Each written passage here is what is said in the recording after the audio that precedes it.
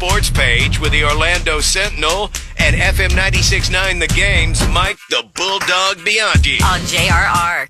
All right, Bulldog college football playoff game number 1 tonight at 7:30 from the Miami Gardens Hard Rock Stadium in the Orange Bowl. Absolutely. Got two storied programs, Notre Dame versus Penn State. I love the Final Four. It reminds me when I was a kid, you'd have Notre Dame and battling for it. Penn State with Joe Paterno. Notre Dame, who was their coach? Ara Parseghian back in the day. Texas is in it.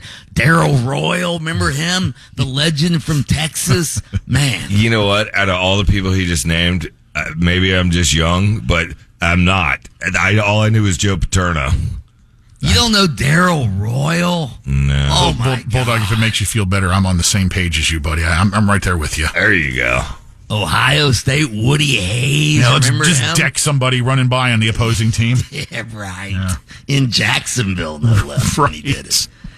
Yeah, Notre Dame versus Penn State tonight. Notre Dame actually favored by 2.5. One of the major storylines, 2 men of color coaching the team. No black coaches ever won a national championship. So we'll see what happens. James Franklin, Marcus Freeman.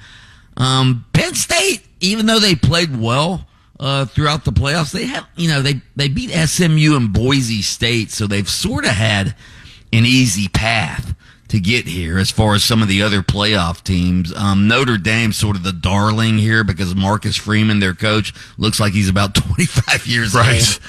So I don't know who to pick in this game. I actually sort of like Notre Dame to win this game. They beat Georgia, although Georgia didn't have their starting quarterback. I think I'm picking Notre Dame in this game. Who do you guys like? I think I'm going to go with you on that pick. I'm throwing in the towel, guys. I got to go to the bathroom. All right. Oh, boy. All right. Good Lord. This is what happens with live radio, Bulldog. I guess it's just me and you for the duration here, although he may have one of his quick sessions. Well, he is something, man. I swear to God. This isn't like a one-off happening, dude. This happens on a regular basis. Maybe he needs to go see a proctologist. I've been, encouraging that for the better part of 25 years, but, what do I know?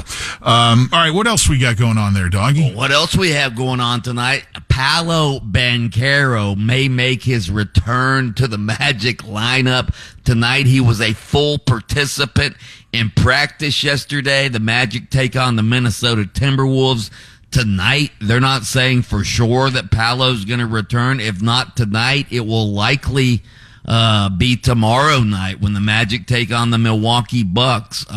So he's missed 33 games. He's only played in 5 games this season. He missed 33 games, tore that right abdominal muscle October 30th at Chicago. Although the Magic have stayed afloat and played well since he's been gone. They're 19-14 without Paolo in the lineup, but come on now. He is their star player. In the 5 games he played this year before the injury lynch, he was averaging career highs 29 points per game, 8.8 rebounds, 5.6 assists per game. When they get him back tonight or tomorrow night, when they get the Franz Wagner back, when they get Jalen Suggs back, this team is going to be ready to go. But they need to still play with an edge, Lynch. Yeah, you're kind of setting up where I was. They're going to be that team that nobody really is going to want to play if they can get healthy and maintain some consistency. Yeah, and maintain the sort of the attitude they've had without their stars. Yeah. We're calling them the Gritty Committee on my show. That's what they need to be, the Gritty Committee. Still play with that edge that they had without their stars. So we'll see what happens tonight, but hopefully Paolo will make his return tonight. Speaking of the NBA, I know we don't talk a lot about the other teams in the NBA, but man, have you seen what the Cleveland Cavaliers have been doing? The Cleveland Cavaliers, who the Magic lost to in the first round of the playoffs last year in 7 games, they fired their coach after last season, J.B. Bickerstaff, okay? Even though they made the playoffs, they were a 4 seed. They lost in the second round to the Celtics, who ended up winning the championship last year. There was a lot of criticism for them firing their coach because, hey, took them to the playoffs, 4 seed. Well, they bring in a new coach, Kenny Atkinson. They're 32-4 right now.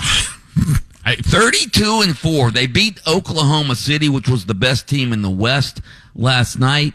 They've won 11 in a row. It's unbelievable what this team is doing. It's essentially the same team from last year, and they're on pace to win like over 70 games this year. Says something about leadership, right? I guess so. Yeah. I guess so. Yeah. So we'll see what happens there. There was one other story I wanted to get to. Lightning home tonight against Boston. Again, Bruins coming in. Yeah, as we get ready for the NFL playoffs, it looks like they may have to move that Monday night game between the Rams and the Vikings, which was scheduled to be in SoFi Stadium in L.A. They might have to move it to Arizona now. Yeah, keep tabs on that. Things this morning looked a little more encouraging than they did yesterday. So let's hope so, because man, that fire started. I think it was you who told me it started with just a little. It was just a little brush fire, right? Yeah, and then those Santa Ana winds kicked in, and all that picks up those embers and drops them wherever. And this is what you're dealing with here, man. So it's crazy, absolutely crazy. All right, dog. Hope Taco's okay. Better go check on him. Yes, right. We'll catch up with you again tomorrow morning. We'll analyze the first college football playoff semifinal after that's done later tonight. Take us out with that big old bulldog bark, would you? Oh. Lynch and Taco.